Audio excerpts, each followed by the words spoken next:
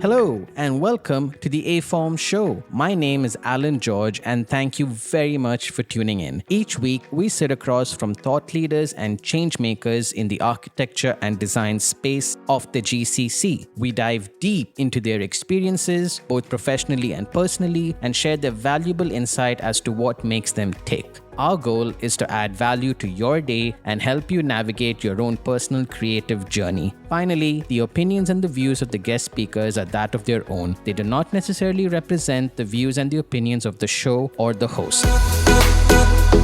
Welcome to the show, everyone. This week we have the lovely Kristina joining us from Kristina Zanic Consultants.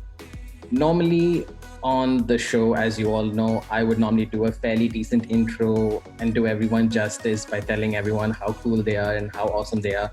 But today we're going to do something a little different just because our guest is truly that unique. So without further ado, I'm going to hand over the floor to Kristina to kind of tell us a little bit about herself. Thanks very much. Happy to be here and be part of this podcast. Well, where do I start? I've been in the industry, the interior design industry, for the last 30 plus years, and I've had an interesting background, and I think it all stemmed from my desire to travel. I was born in Australia, of course, and you can tell by the accent. And I graduated and have a bachelor's degree in human environment, which really took me afield and really it made me have this opportunity to really explore interior design and the way people live and the way people use spaces. So, after graduating, I moved, I traveled a little bit from down under, and I went to America, and that was interesting, and then made my way to London, where unfortunately I was hit with the recession in that period, but I still managed to get a job. It was a really interesting development of my career after working in Australia for a couple of years. I ended up working for Texaco, designing their new headquarters in Canary Wharf when there was nothing in Canary Wharf. It was the first building going on in the One West Ferry Circus. And that was great, where I got a chance to do corporate office design. And that's sort of moved on, and following that, I was given an opportunity to go and work in Asia. And back in those days, we don't have this sort of technology where we could just sort of look around and find out about a certain place. So I ended up getting an offer to go to Bangkok. So I moved to Bangkok and was there looking after an architectural firm's interior design section. And we worked so much. It was incredible, but it was a great journey. And it was the start of my life in Asia, actually, where I spent about 20 years. Following a few years, I then started my own firm. And that grew to be a really large company with about 450 people at one point. And we had about 14 offices in 10 different countries. And having worked in Bangkok and being based in Bangkok, I think we were one of the first firms there to really recreate and be part of that creative design industry there, really changing design. So that was a great experience for me. But after almost about 18 years of working in Bangkok, I decided to sort of go and do something different. And I made my way to the Middle East to look after our Bahrain office. And I was there for 5 years. And then after 5 years, I decided to leave my company for different reasons. And I came to Dubai, and I'm here now with my own firm. So I've had a really interesting journey. I loved most of where it's taken me. And the travel has been amazing. And the projects and the clients, So having worked all around the world now, it's really given me an opportunity sort of to open up my horizons. So yeah, here I am now in Dubai with my firm, and we have about 60 people, and 30 of them are based in Bangkok. So I still have some roots there, so I keep going back there. There's something about Asia that I still love. So yeah, I've been very fortunate to do that.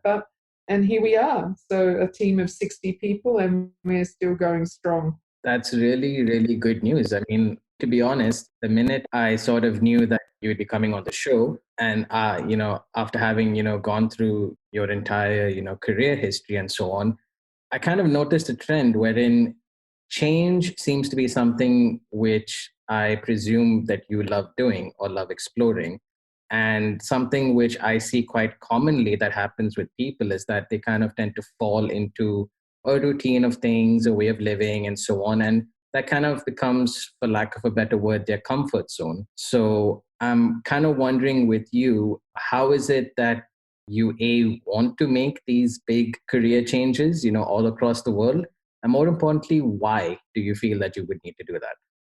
Well, actually, it was. I mean, when I lived in London and I moved to the to Asia, it was primarily because I needed to, and there was a law there that you couldn't work if you were over 27 or something like that. So they only gave Australians 2 years to be able to do that. But I think for me, I love the opportunity to immerse myself in different cultures. I love traveling, and it's really what I love to do. And when doing design and travel together, it's just something that's been an important part of my life, And, it really gives me the drive and passion generally, to do things in different locations. So it doesn't matter how big or small a project is. I love the fact that I can travel somewhere and experience something new. So, yeah, it's great. So I'm not one for routine, but I like routine and I love order. But I also like to shake it up a little bit. All right.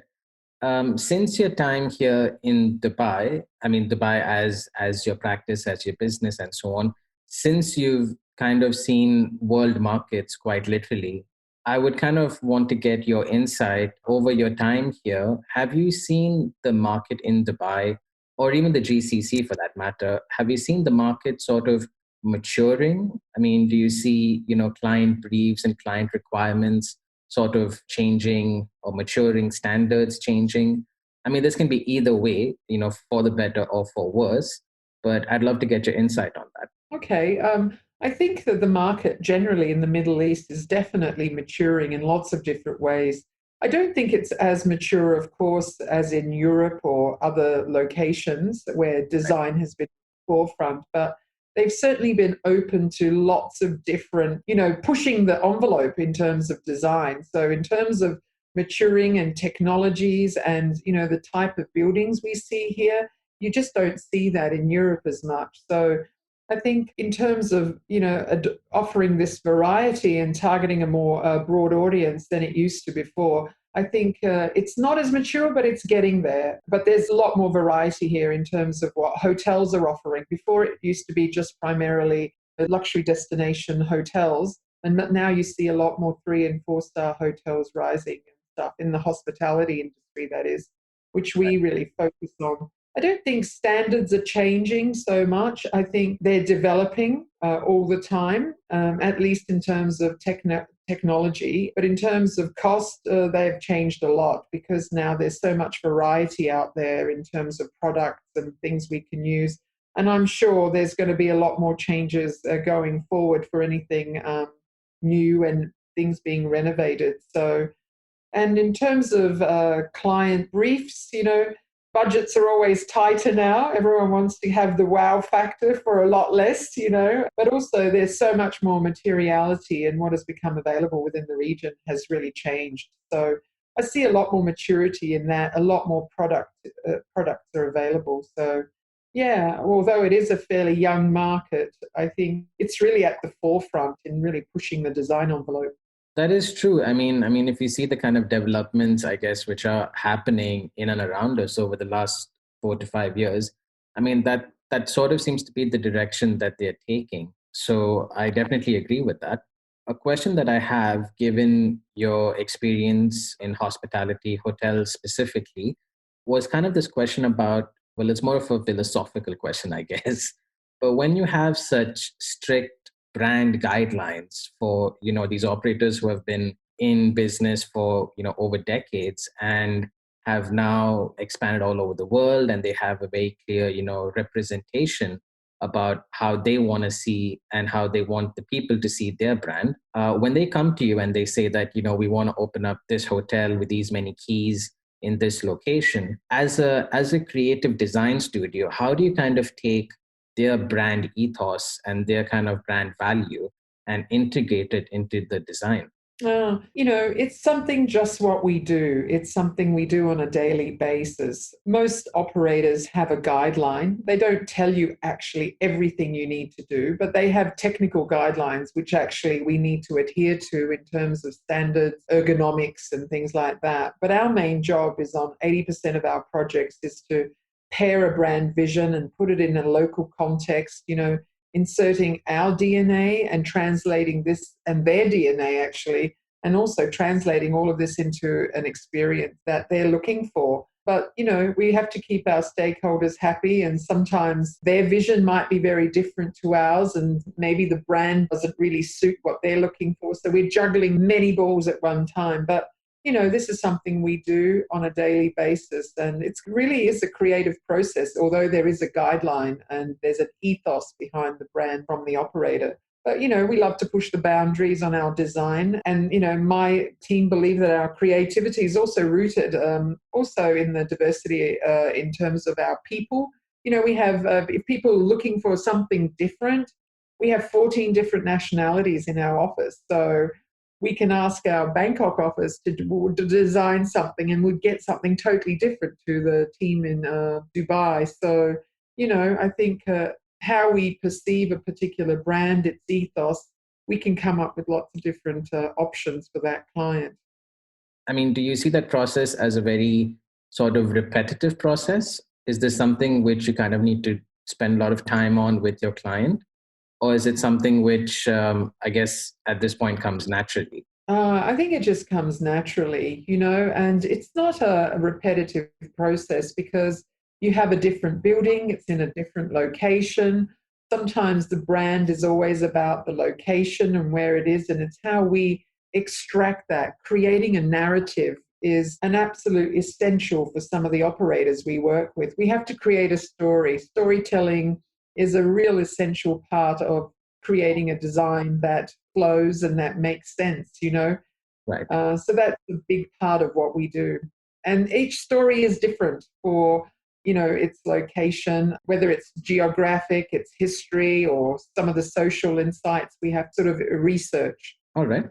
Another question that I had regarding, since you mentioned that you have two offices, both here in Dubai and in Bangkok, and a staff of 60, that's quite a number of people and, kind of mindsets and, a lot of things kind of coming together for you to kind of operate and manage. And clearly you've been doing that quite successfully. So my question is that when it comes to these kind of projects, wherein they're kind of, this amalgamation of, so many creative minds and so many creative backgrounds, when you need to build a team or you need to add on to an existing team, what are the kind of attributes that you would look for when, kind of expanding your team? Actually, one of the things that I look at, and the key things, is that if the person is a multitasker, they're not siloed into just working on one aspect of design. They have a much broader sort of thinking, whether it's creative and technical, they have a little bit of everything. I think that's an advantage, definitely, and I look for that, so yeah, people who have these multiple skill sets, or sometimes even very specialized skill sets, so I kind of, they're the key factors that I look for in someone. And their experience, what have they done before? What have they gone through before on a project? This is really important. Correct. I've had the privilege of being in a few of these talks which you've given in the past. And one of the things which always hit home for me was I've heard you say multiple times that you should surround yourself with people who are better than you or who have a different skill set to you. And every time I hear that, it makes total sense. I find myself quite, well, not reluctant, but I don't really know what the long-term effect payout would be. And since you've been doing this for so long, have you kind of seen a clear impact on added value or anything of that nature? Just initially, I have pretty high expectations. I believe that we need to work to a certain level and we should always work on making ourselves better. We should always be pushing our boundaries and growing ourselves. It's almost like a sport, right? So, I have people who have different experience and they can benefit a project in different ways. In addition, I think everyone has their expertise, and if it can create value to someone else, that's even better. But, I believe hiring people who've had better experience than me, if it was an opportunity for them to have had that I didn't have, that they could actually better my project, even, that's ideal. So I look for also, people who have an eye for detail, who can, put something creatively together, but, creative process is not an individual, it's a team effort as well, because some of our projects are very large. So, but someone who can think openly, I think is really important. And, of course they need to have their basic skill sets for design, that's a prerequisite. But yeah, if I can see people who can do things that I don't do or don't want to do, maybe would be the case. Yeah, I'm always looking for that. Okay. On the other end of the spectrum, if say you brought someone onto the team and sort of very quickly realized that they're not really gelling or not really working coherently with the team around them, what would you do about a situation like that? I mean, especially if this was someone who was immensely talented, had all the right portfolio and the right amount of work and the right level of experience, and truly can add value, but for lack of a better word is probably just a diva about a lot of things. How would you go about a situation like that as an owner and running a staff of 60 people? Yeah, well, that's kind of a difficult one, but I think if there is an individual that stands out like that, I like to give people at least three chances, in an office. And, when you're working on a project together with other people, I really think you have to find a way to work it out and find a middle ground and work with everyone, in a much more cohesive, coherent way. But when people sort of become this ugly duckling, or they're just very much alien to the rest of the team, it can cause a real issue for the business.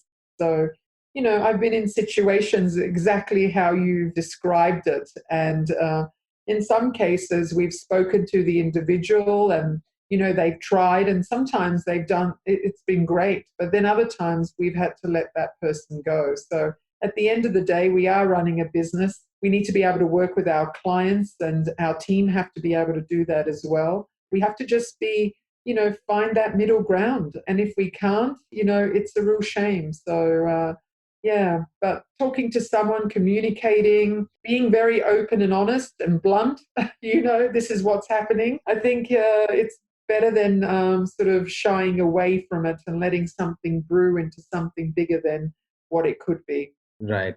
And I guess the earlier you probably catch that and the more, I guess, alert you are to situations like that, the better the business does in the long run. Yeah, sure, absolutely. I mean, I can usually gather how someone holds a pen in the first 1 or 2 days, or what they do in a day, whether I feel that they're going to be amazing or whether they're going to be a little bit harder to initiate and get moving on projects and stuff like that. So I can usually tell, it's hard, but like at most companies, we have, probation periods where people could really have that opportunity to excel in those months, to really show what they're about. You don't just start a job and don't really push yourself. So I love to see when people push themselves, ask questions, communicate.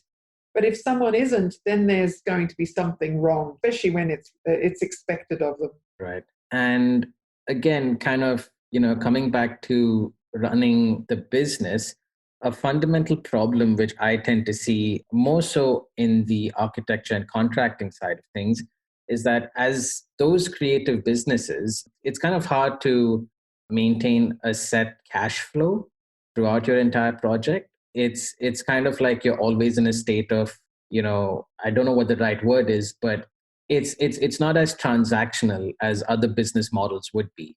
If you were to look at, say, e-commerce or something like that, where you have a product, sell it, transactions done, money in the bank, and you move on to the next thing. But in creative firms, it's sort of different. I guess what I'm kind of building up to is, in such a business model, when you have designers who work in the field like that, someone like yourself has probably seen multiple recessions in the world at various times. I mean, various points in the world as well. What kind of advice would you give to someone who's, say, a mid-level designer at this point and kind of going through, the world situation that we are right now? What kind of direction would you tell them to go down? I think I've been through so many recessions and different things, in my past. And really, one thing for me is perseverance. You have to go through everything, and you have to keep going, and you can't stop. And, I mean, in terms of running the business and cash flow, as you mentioned, what's very important is when you start your company, you have to make sure that you maintain some sort of cash balance in the bank. And I've always been a believer in having at least 3 to 6 months of operating cash in the bank. So I'm never left where I can't pay my teams or suppliers if I had any, or other sub-consultants or whatever it is. So for me, having that security is absolutely important at all times. And especially through these tough times, you can get through it. But then also we have to be lean, in many different things that we do, and we have to decide how we're going to do that.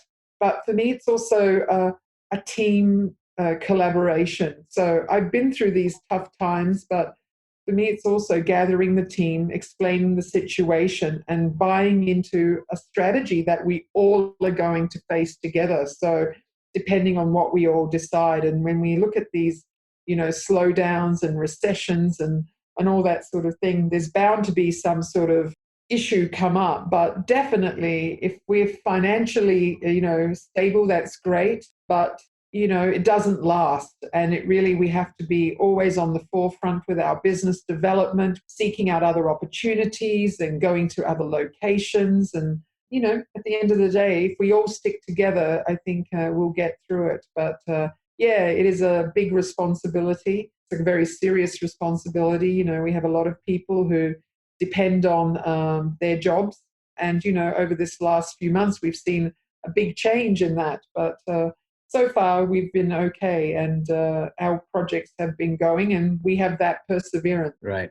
Well, I mean, over the last few months, I guess this is something which I guess at some point we need to, sort of address the elephant in the room. The COVID-19 situation is quite unprecedented. I know that word gets thrown around a lot, but in a business sense, you can't really account for something like that. You can't prepare for something like that. It's kind of taken us all a minute to kind of figure out what we're going to do next. But as we were talking earlier before this recording, it's forced us to kind of become a lot more resourceful with what we have and kind of find a new way forward, which we probably otherwise would have not. And a lot of firms and a lot of companies are now realizing that maybe there is a new way, a more efficient, a more lean way to operate moving forward, even once, the COVID-19 situation comes back to normal. So from your point of view, for your practice, both here in Dubai and in Bangkok, how has your team adapted? Have you put, any new kind of practices, any new workflows into place, which probably even might, go forward post COVID-19?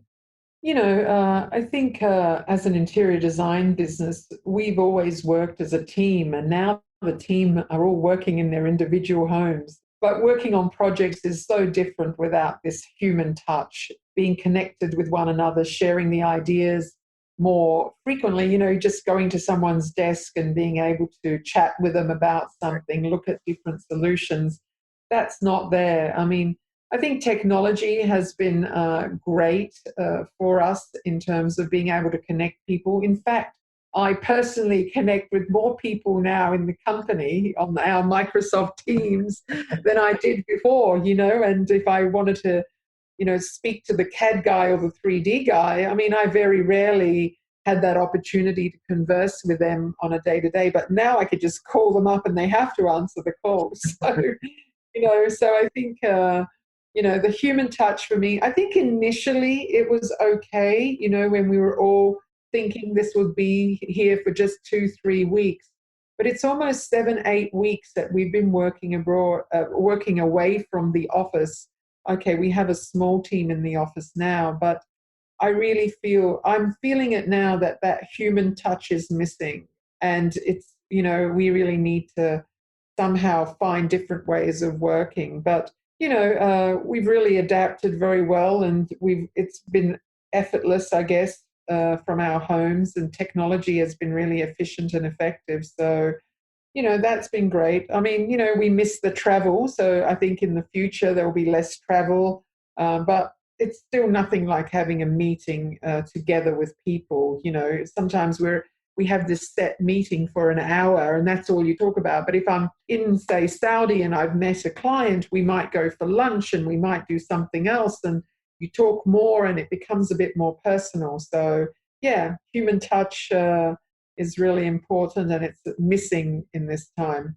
Right. But do you see any of the new practices that you've kind of picked up as your team has had to adapt? Do you see any of them being part of your overall strategy moving forward post-COVID? I think now it's harder to get people to go from home to come back to the office. So maybe people are going to be like, well, do I really need to come in today? So it's not really a choice at the moment, but maybe there'll be some new strategies that we will consider to see what will be effective. If some of those people, particularly in our Bangkok office, some people have to travel, and their travel to work might be 2 hours from buses and trains. We don't experience that necessarily here unless you're living in Sharjah. I guess sometimes you might have a much longer travel time to work, but there might be opportunities now where I'd give some of the team members a chance to work from home, provided that they had the tools. But in our office, we had a lot of people take their computers back home to work on those because they were much faster than what they had personally. So everyone was able to set up. So, maybe we will. But at the moment, it'll be something that we will discuss to see what's going to be best for the business. Right. And sort of given, again, your experience in working, in various parts of the world, do you sort of see any trends in, developments, interior design, any sort of trends which will now sort of pick up because of COVID-19? I think there's going to be a lot of different things coming up, and I can see it already. With some of our clients, particularly for the hotels and how we deal with designing the restaurants and so forth. Social distancing. I'm not sure. Restaurant now area programs are going to have to change if that really happens. But I think I was reading. Yesterday. I was just reading an article about that buffets will no longer be allowed, and this will be a huge change for some hotels. And will it mean not just a design change, but more service staff, more costs, and so forth? So, I think it's hopefully it's not going to be such drastic changes, but I definitely think there's going to be operational things that we will need to be addressing in design. And I think there'll be a lot more innovation in product. And also, I think it was this morning I received an email from someone about the display of hand sanitizers and holders for hand sanitizers for hotels, much nicer than the little bottle sitting on a reception desk.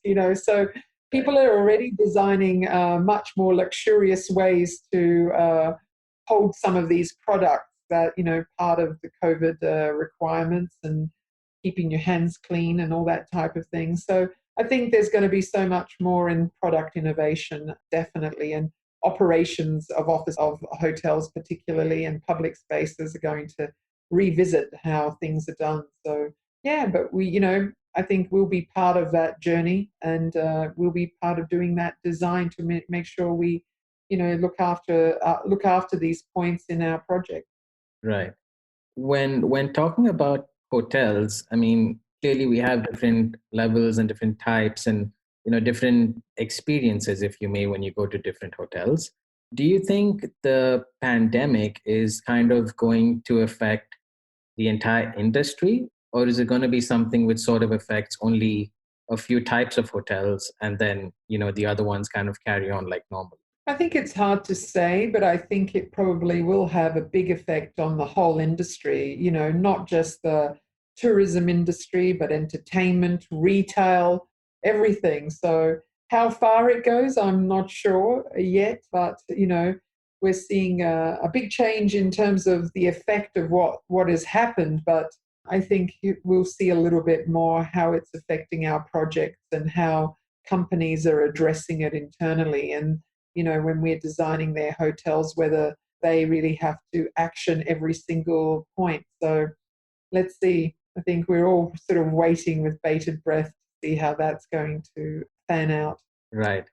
On that note, as we all kind of hold our breath waiting to see what happens in the future, I would want to bring this episode to a close. And I would want to thank you, Kristina, for being part of the show and being part of this message that we're trying to, push out to everyone about how self-development and kind of, refining yourself is probably the best thing you can do at this point of time if you are a salaried designer, and if you're in the business of design. Kind of, I think you put it aptly, you kind of just have to hold your breath and wait and see what happens. But unanimously, I think we all can agree that there is going to be opportunity out there. It's sort of just whether you want to kind of adapt and go get it, or whether you kind of want to hang back. So once again, I wanted to thank you, Kristina, for coming on the show. And if any of our listeners, sort of want to get in touch with you, or, kind of want to share a few ideas, what would be the best way for them to kind of reach out? Well, thank you again, Alan. It's really been a pleasure to be part of this and to discuss all the various topics. And, I'm always happy to speak to people, or they could drop me an email to my email address, Kristina@KristinaZanic.com, or info@KristinaZanic.com. Always happy to speak to anyone, give them some advice, or ask any questions. So always happy to do that. Awesome. Well, thank you so much once again, and we will see you guys next week. Thank you very much. Take care. Fellow A-formers, thank you guys for listening. Thank you guys for being part of our journey, and thank you for the immense support we've been receiving for our episodes. It has and continues to be a very bumpy road, but we wouldn't want it any other way. If you enjoyed this episode and it brought you value, please share this episode with anyone who may benefit from it. But of course, if you loved the episode, follow us on Instagram and LinkedIn, send us a little DM, and we may just send you a secret link to a secret episode which we've been working on. Wink, wink, nudge, nudge. See you next time. Keep sketching.